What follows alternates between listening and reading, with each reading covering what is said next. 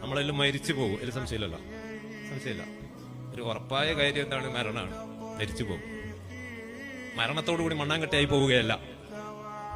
മരിച്ചതിന് ശേഷം നമുക്കൊരു ജീവിതം വരാനുണ്ട്, അല്ലെ? മഹ്ശറ. ആ മഹ്ശറയിൽ എല്ലാവരെയും കൊണ്ടുപോയിട്ട് അള്ളാഹു വിചാരണ ചെയ്യും. ചിലർ വിചാരണയൊന്നും നേരിടാതെ സ്വർഗത്തിലേക്ക് പോകുന്നവരുമുണ്ട്. അള്ളാഹു ആ കൂട്ടത്തിൽ നമ്മളെയൊക്കെ പെടുത്തി തരട്ടെ. മഹ്ശറയിൽ വെച്ച് വിചാരണയൊക്കെ നടന്നു. നന്മ തിന്മകളൊക്കെ തുലനം ചെയ്തു. മീതാന്ന ത്രാസിലിട്ട് നന്മ തിന്മകളൊക്കെ തൂക്കി.